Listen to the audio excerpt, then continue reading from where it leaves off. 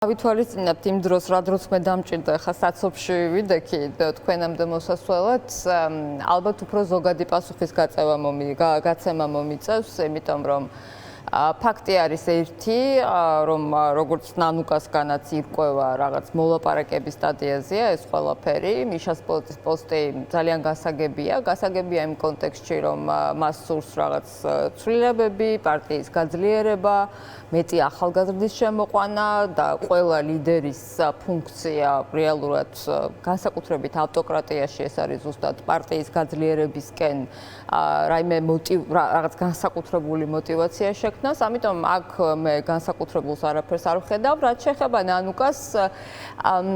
ნანუკას პოზიციაც ეხლა ვნახეთ თქვენთან სანამ შემოვიდოდი, რომ რაღაც მოლაპარაკებები გრძელდება, მას აქვს კონკრეტული შეთავაზებები, მე ამ შეთავაზების შესახებ არ ვიცი რა შეთავაზება ეს კონკრეტულად, ალბათ ოფიციალური პოზიცია იქნება მას შემდეგ, რაც ერთიც და მეორეც მიიღებს ოფიციალურ გადაწყვეტილებას, პარტიაც გააკეთებს თავის განცხადებას, თავმჯდომარეც გააკეთებს თავის განცხადებას, მაგრამ ზოგადად მე ჩემი პოზიცია მინდა გითხრათ ყველა, ასე ვთქვათ, მიმართულებით, რაც გულისხმობს პარტიულ დემოკრატიას, პარტიის გაძლიერებას, ახალი ტექნოლოგიების დანერგვას თუნდაც პარტიაში, ასევე ახალგაზრდების შემოსვლას, ეხლა ახალგაზრდები ეს არის ის შეუცვლელი ძალა, რომლის ვთქვათ ლოკომოტივში ყოფნა, ავანგარდში ყოფნა არის აუცილებელი. ხა ეს გარდაუვალია იმ ივანიშვილის ანტიქართული ესე მარადიულობის პოლიტიკით, რომელიც მან ჩაიფიქრა და რა თქმა უნდა ახალგაზრდების ეს გააქტიურება ყველასთვის და ყველა პარტიისთვის უნდა იყოს, ასე ვთქვათ,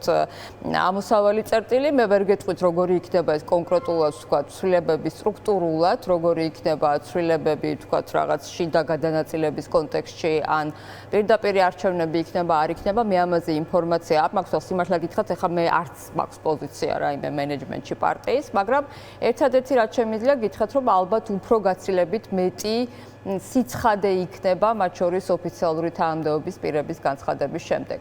მაგრამ ის განცხადება, რაც თქვენ წაიკითხეთ, ნიშნავს თუ არა ხატია, რომ გარკვეულწილად თავმჯდომარის ცვლილება იგეგმება პარტიაში. ვინაიდან ისედაც ივლისში პარტიის ყრილობა არის, თუ არ ვცდები დაეგვილი, სადაც თავმჯდომარე უნდა აირჩიოს და შესაბამისად ხوار ნიშნავს ეს განაცხადი მიხეილ სააკაშვილისგან იმას, რომ პარტიის შემდგომი თავმჯდომარე იქნება ნანუკა. ბატონო, ვერ გეტყვით ამასთან დაკავშირებით გულწრფელად. ხო, ყრილობა იგეგმება, უბრალოდ გეგმიურად არის ეს ყველაფერი, თქვა წესდების მიხედვით.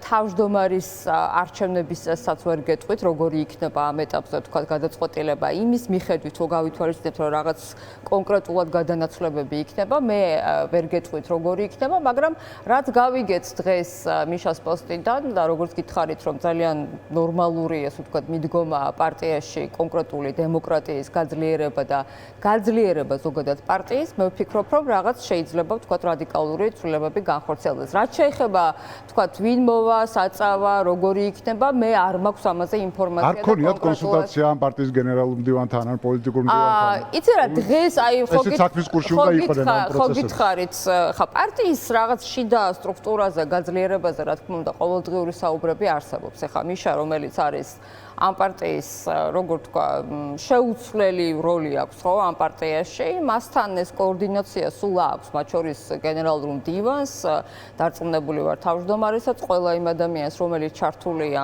ყოველდღიურ საქმიანობაში და არა მხოლოდ ყოველდღიურ საქმიანობაში, იმიტომ რომ ჩვენ არ ვართ ეხლა იმ მოცემულობაში და იმ ვითარებაში, როცა შეიძლება რაღაცა რუტინულად იმოქმედო, ხო? ჩვენი ვითარება, მოცემულობა საქართველოში დღეს არის უმძიმესი ანტიქართული პოლიტიკით დაკავებული ბიძინა ივანიშვილის დე-ფაქტო ძალაუფლება, ხელისუფლება.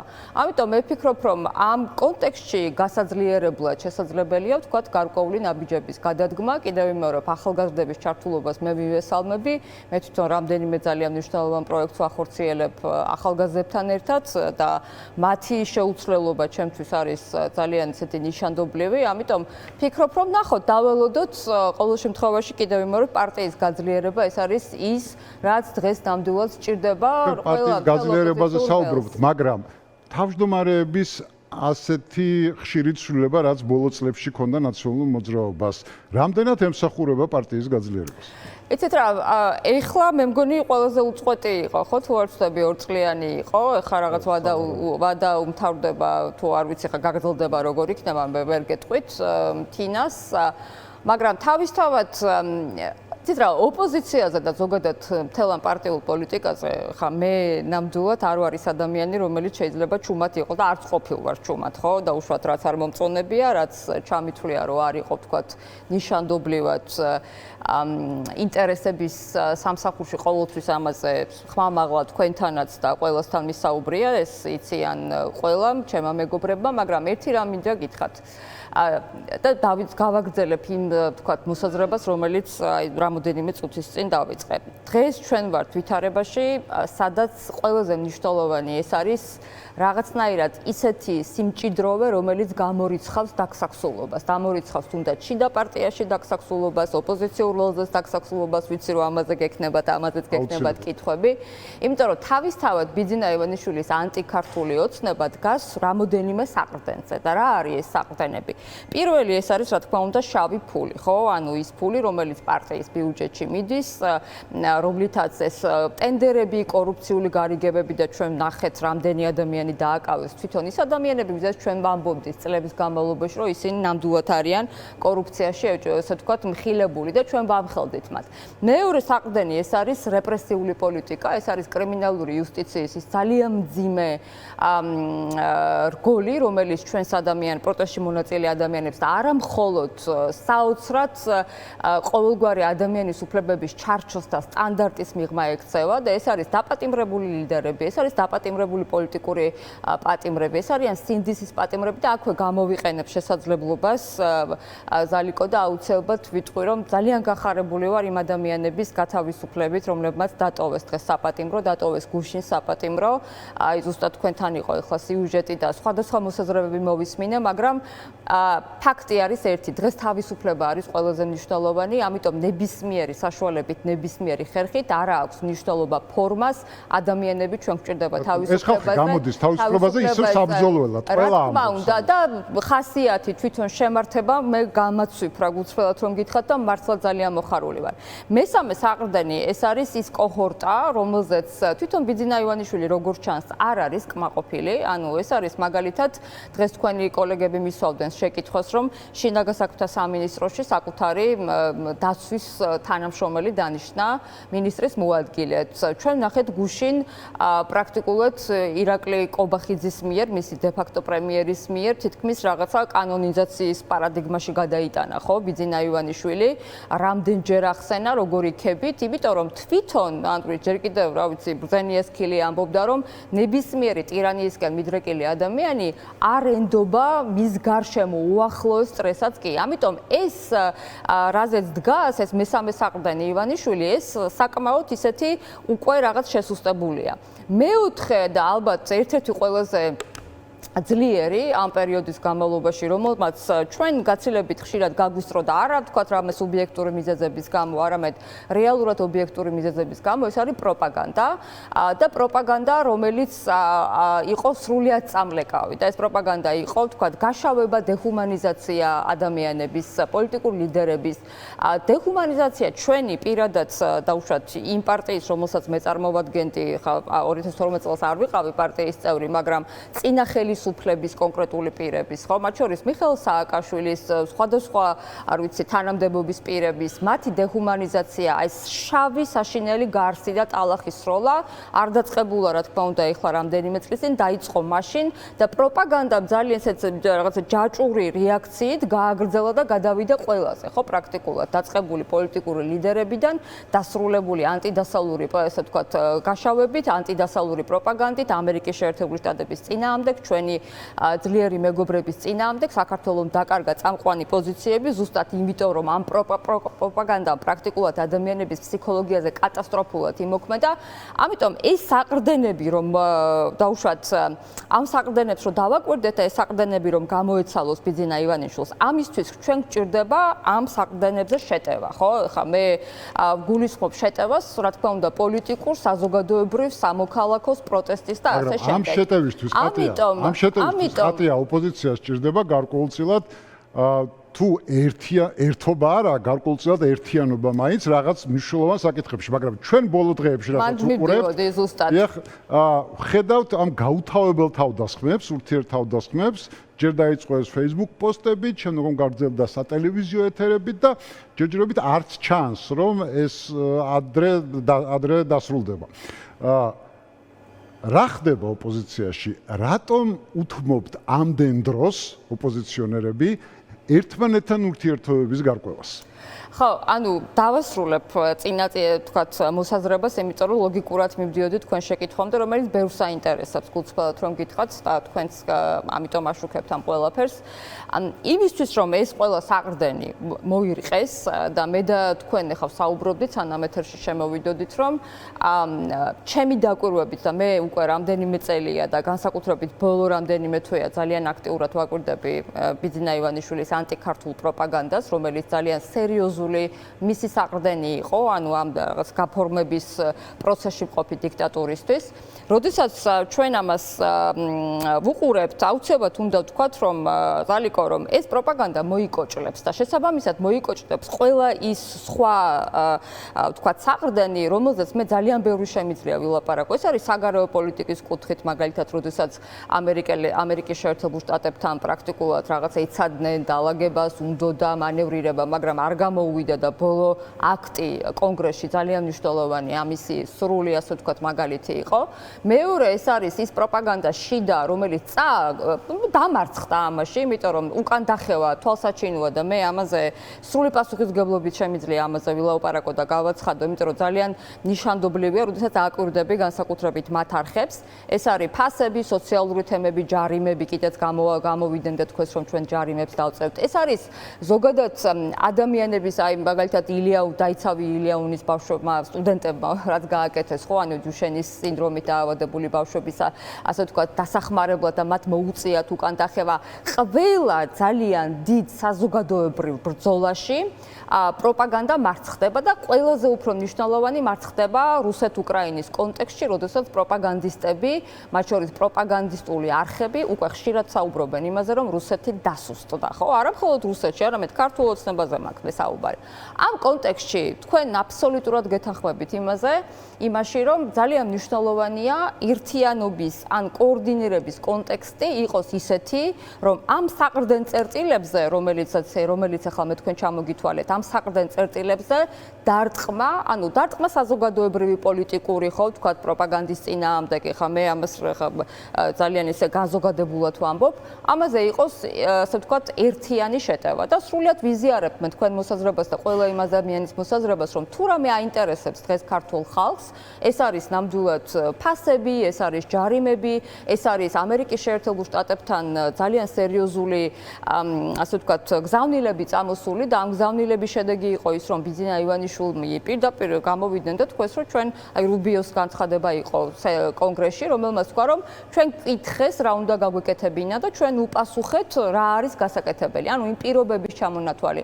ამ ასე ვთქვათ, სისუსტის ნიშანია ის, რომ ბიძინა ივანიშვილი არენდობა პრაქტიკულად არ არის და მე გუშინდელი კობახიძის ბრიფინგი არ მენიშნა მხოლოდ ირონიულად. ეხლა ძალიან ირონია კი არა, კომიკურია, აბსურდული კომიკურობასთან გვაქვს ჩვენ საქმე, მაგრამ შეხედეთ რა ხდება, ანუ ადამიანი არენდობა რაღაცა თავისი პარანოიდალური მართლობის სტილით არენდობა იმათაც კი, ვისაც მიიჩნევს, რა ვიცი, უახლოეს წრედ და თან ნახეთ ღარიბაშვილის მე აუცილებლად დაუბრუნდები ამ თემას. აუცილებლად დაუბრუნდები, უბრალოდ მინდა კითხოთ, რამდენად ელოდებით, რომ ალიანსს დაატოვებინებენ ნაციონალურ ხო და რომ მივიდე აქამდე საკმაოდ კრიტიკული განცხადებები, ამას კრიტიკულიც აღარ ქვია რა განცხადებებს ისმის უკვე ალიანსიდან ნაციონალური მოძრაობის მიმართ და უკვე ღიად საუბრობენ, რომ შესაძლოა გაირიცხოს ალიანსი. მე დავასრულებ და სწორედ აქ მივდიოდი, რატომ ამ ხელა შესავალი რატო გაუკეთე, იმიტომ რომ ეს მნიშვნელოვანია ჩვენი საერთო გამარჯვებისთვის და ჩვენი საერთო ბრძოლისთვის და მე რასაც მის ვისურვებდი იქნებოდა შემდეგი რომ ყველას რაღაცნაირად საერთო ენა გამოეძებნა ერთმანეთთან, იმიტომ რომ მერწმუნეთ სათქმელი მეც ძალიან ბევრი მაქვს, სათქმელი ძალიან ბევრ ადამიანს აქვს. ის რაც არ მოგწონს ერთმანეთში, ის რაც არ მოგწონს სხვა პოლიტიკოსებში, ის რაც არ მოგწონდა წარსულში და როგორც გითხარით. ამას ვისმენთ ყველა ოპოზიციონერი ლიდერისგან ხატია, მაგრამ რეალურად სხვა რამეს ხედავს საზოგადოება. ვერ დაგეთანხმებით იმაში, რომ ჩემთვის ჩემგან ეს რაღაცნაირად მოგისმენიათ და მე მე საპირისპირო გამიკეთებია. მე ვცდილობ, რომ რაღაცნაირად მართლაც იმაზე გავაკეთო კონცენტრაცია იმ საინფორმაციო, ასე ვთქვათ, ნიშნულებზე და ძალიან მნიშვნელოვან საკითხებზე, რომელიც არის საჭიროა ჩვენი მოქალაქეებისთვის. ამიტომ ჩემი სურვილი, როგორც არამხოლოდ პოლიტიკოსის, ამ ქვეყნის მოქალაქის, ვთქვათ, ან კონკრეტული ვთქვათ ორგანიზაციის, პოლიტიკური ორგანიზაციის წარმომადგენლის, იქნებოდა რომ ის რაც არის წარსულში, ეს წარსული გადაილახოს და როდესაც ლაპარაკობს იგივე მიშა, ლაპარაკობს ძალიან ბევრი ადამიანი, რომ პარტიას ჭირდება გაძლიერება, ახალგაზრდების ჩართულობა და ასე შემდეგ, სწორედ ეს არის საჭირო იმისთვის, მართლაც ეს არის საჭირო იმისთვის, რომ ამ ყველა საყრდენს და ნიშნულს ჩვენ გამოვაცალოთ ძალიან სერიოზული, ასე ვთქვათ, დასაყრდენები, მათ შორის აგურები, სხვადასხვა აგურები. ამიტომ თუ თქვენ ჩემს პოზიციას კითხულობთ, კიდევ მეორე ხა მე რაღაც განსაკუთრებული ესეთი უხეში ლექსიკით არ გამოვირჩევი ისედაც, მაგრამ მაინც ვიტყოდი იმას, რომ გაცილებით მეტი რამ გვაერთიანებს ზოგადად, მიუხედავად იმისა, რომ ბევრი რამ შემიძლია წარსულზე ვილაპარაკო, ვიდრე გყოფს.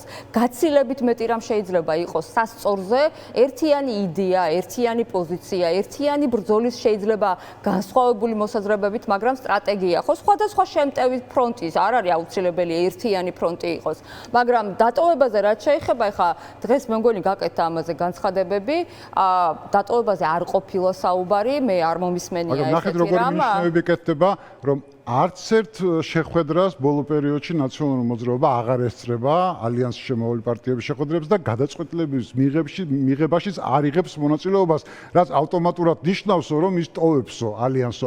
ასეთი მინიშნებები იყო გაკეთებული ალიანსის. იცით რა, მე რომ აი ლოგო წაიშლება და ასე შემდეგ და კიდევ იმეორებ, ანუ რაღაცის წაშლას რაღაცის დაკარგვას, ვიღაცის გაკიცხვას, ვიღაცის გამოთიშვას პროცესიდან, ერთმანეთთან ჩხუბს, გარჩევებს წარსულზე, მე ვფიქრობ, რომ ეს ძალიან იმაზე შეიძლება მარტივი იყოს, ვიდრე ვთქვათ სინერგია და სინქრონიზაცია ერთმანეთთან, ხო?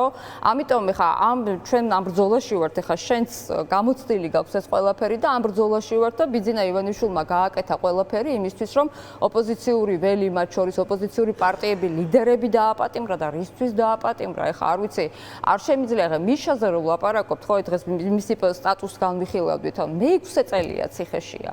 ანუ მე-6 წელია ციხეშია და ანუ რატოა ციხეში? თუ სრულიად რო დაესწრებით მის სასამართლოებს ნახავთ, რომ აბსოლუტურად არავით არის ბრალი, უბრალოდ ამ ადამიანს არ მიუძღვის, გარდა იმისა, რომ ბიძინა ივანიშვილის პიროვნული შურისძიების გამო. შეხედეთ ელენე ხოშტარიას რისთვის ზის ციხეში. იგივე ნიკა მელია და იყო წალაპარაკება ამდენი ვთქვათ დღეების განმავლობაში, ხო, არაფრისთვის ზის ციხეში.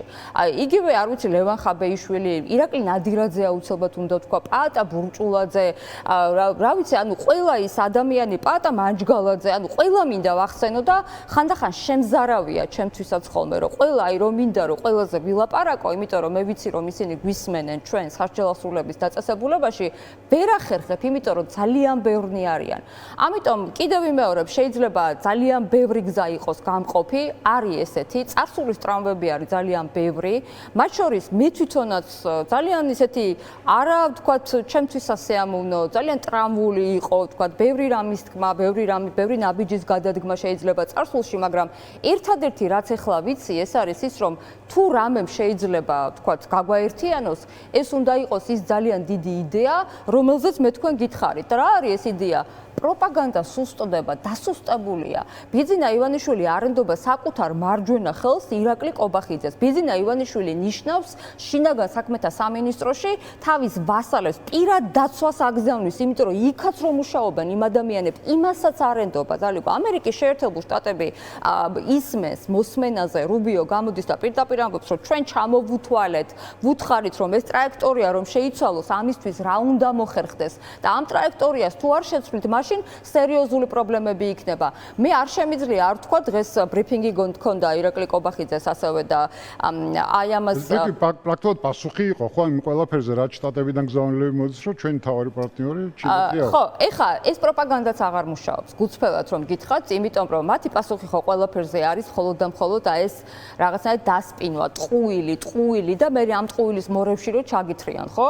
ჩვენს ქვეყანაში არსებობს ძალიან სერიოზული პრობლემა მათ შორის იმასთან დაკავშირებით, რომ ირანის ინფილტრაცია სპეცსამსახურების გაზრდილია და აი ამაზე ძალიან კარგი ანგარიში გამოაქვეყნა ჰადსონის ინსტიტუტმა და გიორგი კანდელაკი, რომელსაც დაემუქრნენ საჯაროდ და გიორგის დაემუქრნენ, კი არ დაემუქრნენ იმათ დაუშვათ იმ ინფილტრირებულ ასე ვთქვათ რაღაც ორგანიზაციებს, რომ ჩვენ ამას ყველაფერს გავწმენთ და ასე მოვიქცევით და ვთქვათ ჩვენ რაღაც ეროვნულ უსაფრთხოებასკენ ნაბიჯებს გადავდგათ. არა, დაემუქრნენ ადამიანს, რომელზეც ამაზე რეალურად წუხს. საქართველოში, როდესაც შენ ძლიერი მეგობრები არ ყავს და როდესაც აკვირდები, რომ შვიდობის ერთ-ერთი ყველაზე მნიშვნელოვანი ფორმულა, რომელიც განხორციელდა სომხეთსა და აზერბაიჯანს შორის და ეს შვიდობის ფორმულა რა იყო? იყო დერეფანი ომის შეწყვეტა 30 წლიანის. ეს იყო სერიოზული ინვესტიციები, ჰაბები, რომელიც გაიხსნება ახლა სომხეთში ძალიან მალე NVIDIA-ს ექსპორტით და ეს არის შვიდობის ფორმულა. მაგრამ პროპაგანდა რას გვეუბნება? პროპაგანდა გვეუბნება, რომ ჩვენ იზოლაციაში და გვასახებს იზოლაციას სუვერენიტეტად. ჩინეთს რაც შეეხება და აუცილებლად უნდა ვთქვა. ძალიკო, აქ არავინ არ არის იმის წინააღმდეგი, რომ ჩინეთთან ჩვენ გვქონდეს მაგალითად სავაჭრო შეთანხმება, ან ვაჭრობა, ან ექსპორტ-იმპორტი. არავინ არ არის ამის წინააღმდეგი. ან რომელიმე ქვეყანასთან ჩვენ ძალიან კარგად გვესმის, რას ნიშნავს რეგიონში მნიშვნელოვანი გეოპოლიტიკური турბულენტობის პირობებში ყოფნა. კარგად გვესმის, გამოვლილი გვაქვს. მე წარმოვადგენ იმ ხელისუფლებას, რომელსაც გამოვლილი აქვს ზუსტად ძალიან ძიმე გზა 2008 წელს, ხო, როდესაც ჩვენ ყველას ვაფრთხილებდით. მაგრამ აქ საქმე რაშია, რომ ჩინეთიდან, რომელზეც აი ამბობდა ბიძინა ივანიშვილი, რომ 1%-იანი სესხები იქნებოდა, ბანკები შემოვიდოდა, ეს რაღაცა სხვა რაღაც დიდი ინვესტიციები, არაფერი არ წამოიღეს და არ წამოიღეს ის, რაც უნდა შეიძლებოდა, რომ წამოსულიყო თქვა ტექნოლოგიები. რა წამოიღეს? არაფერი, რაღაცა გაუგებრად პროპაგანდისტულად ლაპარაკობდნენ. ხო, ანუ მათ კი არ აინტერესებთ ქართველი ხალხი რას მიიღებს სანაცვლოდ, მათ აინტერესებთ მხოლოდ ის, რომ თვითონ პროპაგანდისტულად როგორ გაყიდონ საკუთარი ინტერესები და აქ ერთი ჩვენ ვართ იმ პირობებში, როდესაც ბიძინა ივანიშვილის ანტიქართული პოლიტიკა მარტო საქართველოს კი არ უკლავს მომავალს, უკვე აი ვიზა ლიბერალიზაციის შეხვედრა იქნება ხვალ ძალიან მნიშვნელოვანი კონგრესში აქც კიდევ ასე ვთქვათ გავიხსენებ, მაგრამ ეს მანევრირების სივრცე, რომელიც მის გარშემო ნელ-ნელა სუსტდება ეს ყოფი, ეს მასაც როგორც ასე ვთქვათ პოლიტიკურად აუცილებლად მოკლავს პოლიტიკურად. იმიტომ რომ მისი სივრცე არის ძალიან ვიწრო და მე სწორედ ამაზე სალაპარაკობ, ამაზე ვლაპარაკობ, როდესაც ამდენი რამ ხდება, როდესაც სომხეთში მიუხედავად რუსული ფაქტორისა მარცხდება რუსეთის ინტერესები, როდესაც აზერბაიჯანში დამარცხებულია და განდევნილია რუსული ინტერესები, როდესაც ამერიკის შეერთებული შტატები ღიად აცხადებს, რომ ჩვენ გვჭირდება ნორმალური ურთიერთობა და ამისთვის გააკეთეთ რაღაცა ცივილურად მოიქეცით, რომ პარტიები არ აგრძალოთ, რომ ადამიანებს რაღაცა ქართველი ხალხის ინტერესი და ნება გამოხატოთ, აი ამ დროს ჩვენ ხედავთ იმ ანტიქართულ პოლიტიკას, რომელსაც ატარებს კობახიძის ხელით ბიძინა ივანიშვილი და ყველაზე უფრო გულდასაწყვეტი ხა მე, რა ვიცი, როგორც თქვენ ძალიან ბევრ ადამიანს ველაპარაკები, ხო, რომელსაც აინტერესებს ეს პრობლემები, მაგრამ ამ ადამიანებისთვის ყველაზე უფრო ისი აშორებაც მინდა ხოლმე და მე დარწმუნებული ვარ სხვა პოლიტიკოსებს, ვინც ციხეშია, ვინც გარეთ არის, ეს არის რომ ფრუსტრაცია სტაგნაციაში არ ჩავარდნენ, ნიჰილიზმში არ ჩავარდნენ, რაც არის ამ ავტოკრატიის და დიქტატურის ზოგადი დამახასიათებელი, ხო?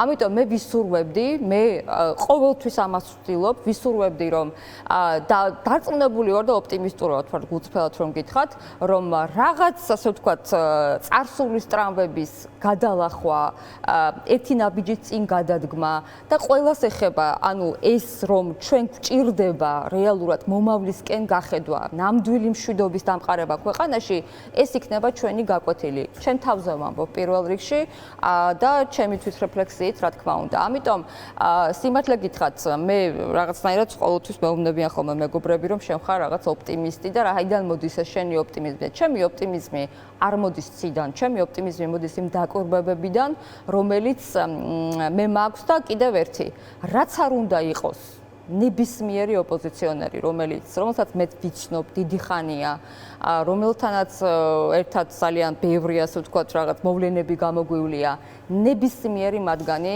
ძალიან ბევრით ჯობია ბიძინა ივანიშვილის კოჰორტას ანტიქართულ მაფიას. ეს არის ჩემი ძალიან მყარი მოსაზრება და ამ მოსაზრებიდან მე არ გადავალ.